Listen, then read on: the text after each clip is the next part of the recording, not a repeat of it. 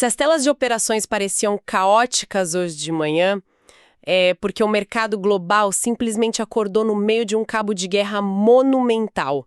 Uma excelente recepção a todos os estrategistas, alocadores e ouvintes do Toros Ursos e Robôs que nos acompanham em mais esta imersão. É um prazer estar aqui novamente para a gente mergulhar fundo nesses dados e olha que sessão pesada nós tivemos hoje. Muito pesada.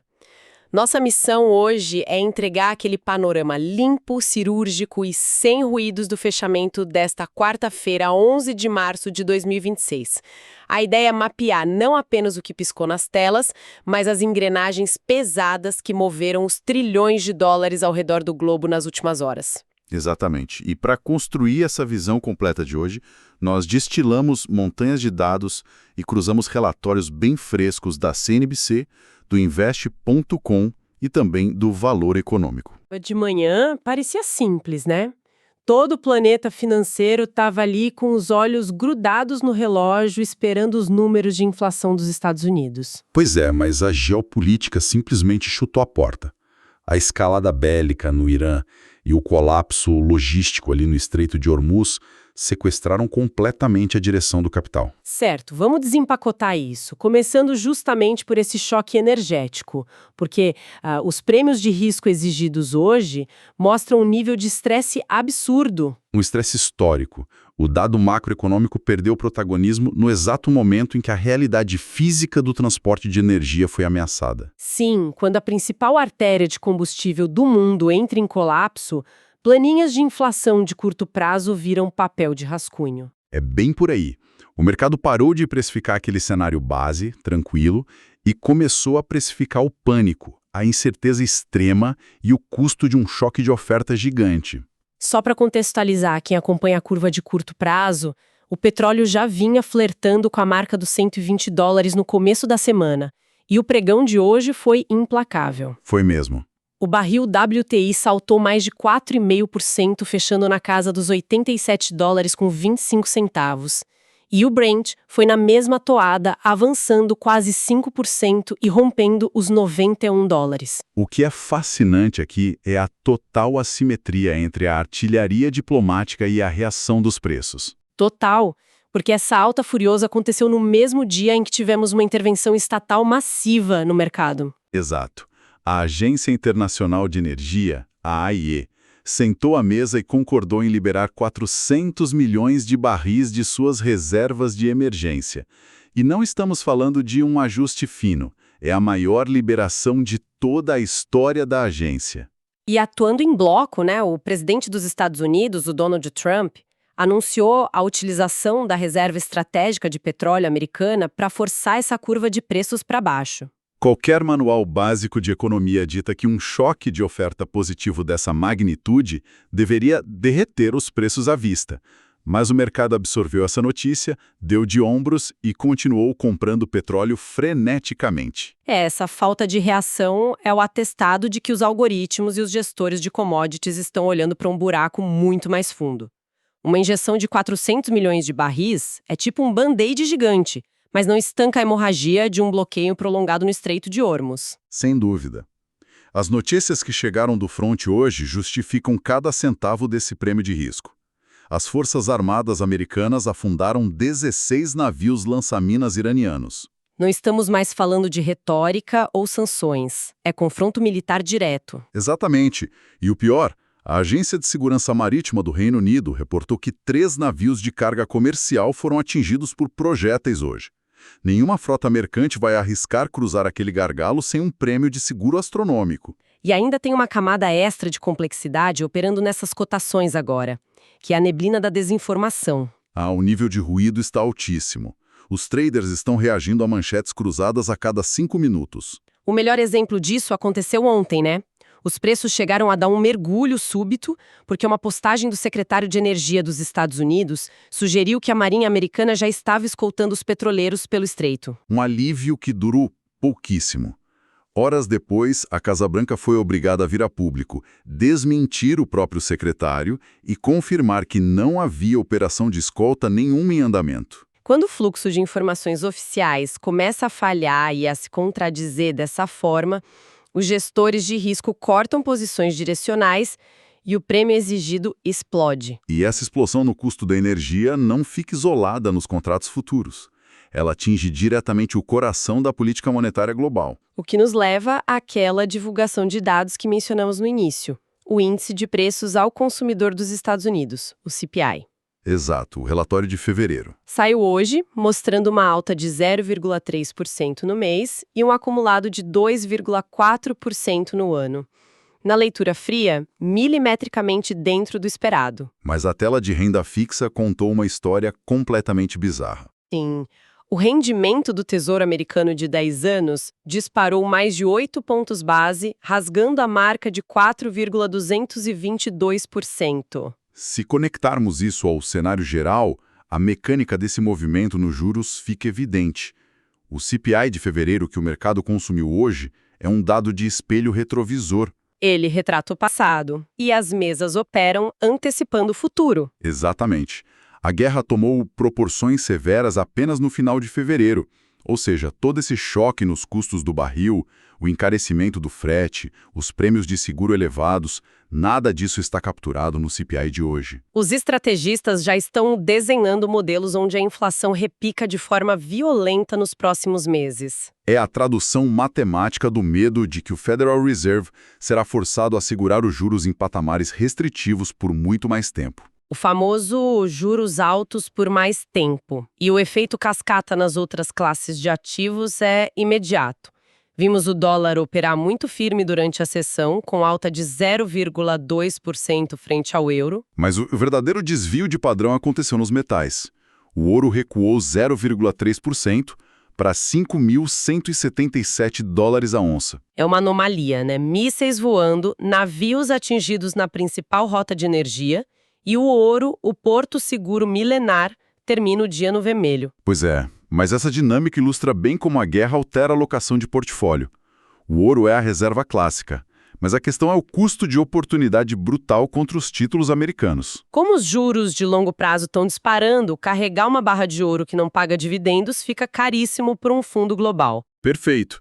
Quando um título soberano dos Estados Unidos passa a remunerar o capital a quase 4,5% ao ano, o brilho do metal ofusca.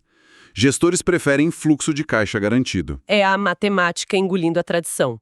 E saindo das commodities e juros, vamos fazer um giro pelo fechamento das bolsas globais, porque a geografia ditou as regras nas ações hoje. A Ásia foi praticamente um oásis hoje. Verdade. O Nikkei no Japão fechou em alta de 1,43% e o Kospi avançou 1,4%.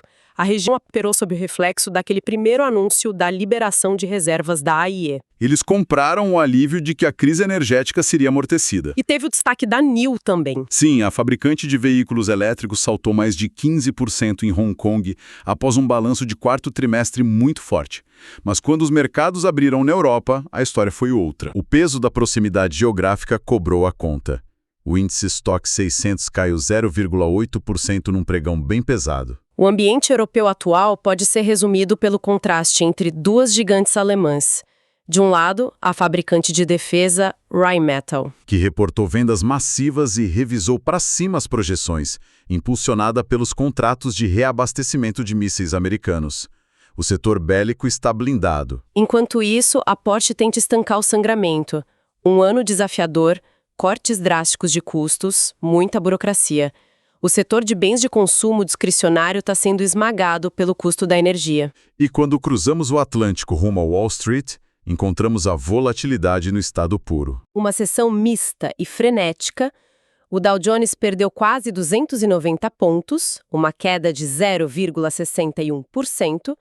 O S&P 500 caiu levemente e o Nasdaq conseguiu terminar no positivo com 0,08% de alta. É aqui que a coisa fica realmente interessante, porque essa lateralização dos índices esconde movimentos individuais muito intensos. A Oracle foi o grande destaque, disparou cerca de 10%. Não foi só o balanço forte.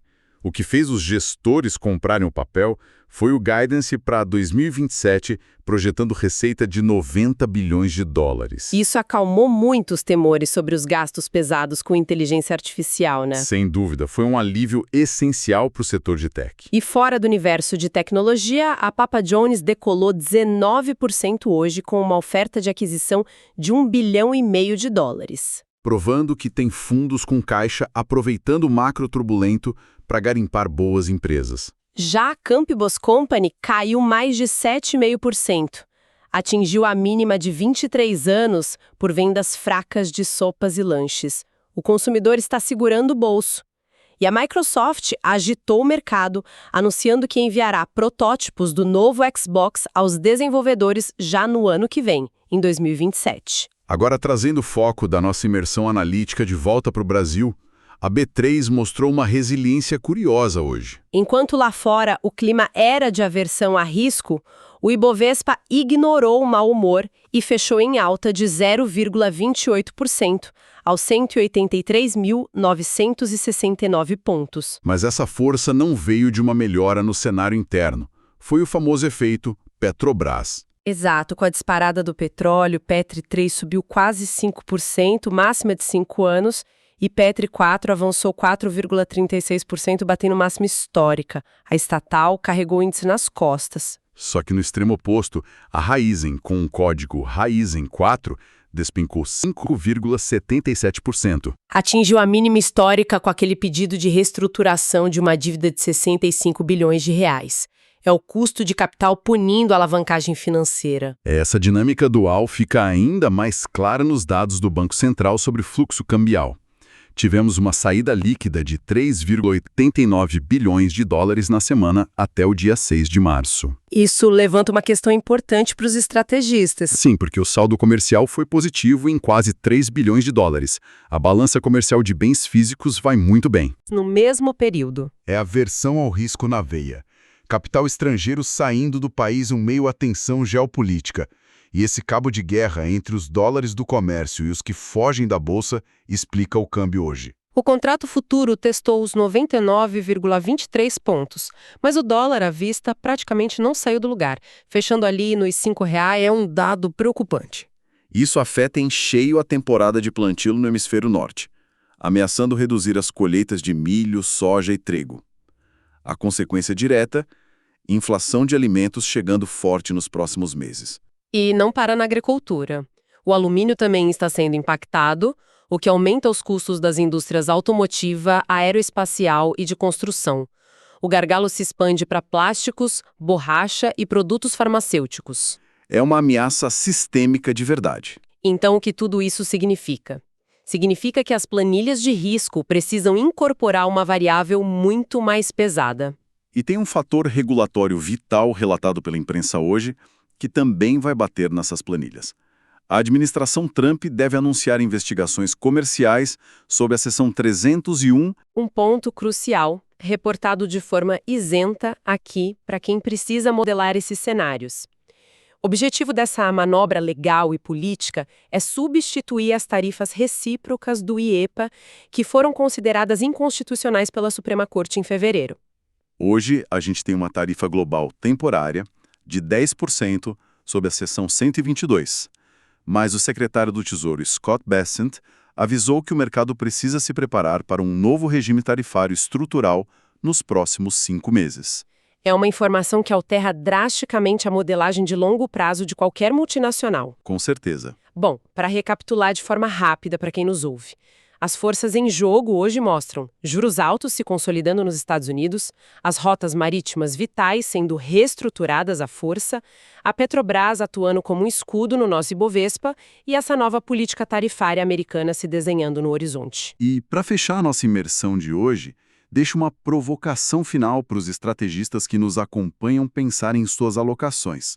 Se a volatilidade do petróleo acabar recuando nos próximos meses, devido a essas intervenções estatais massivas, mas a cadeia de suprimentos de insumos invisíveis e fundamentais, como alumínio e fertilizantes, permanecer permanentemente fraturada pela guerra no Oriente Médio, como devemos recalcular o que realmente significa um ativo de porto seguro para a próxima década. Um baita questionamento para fechar o dia.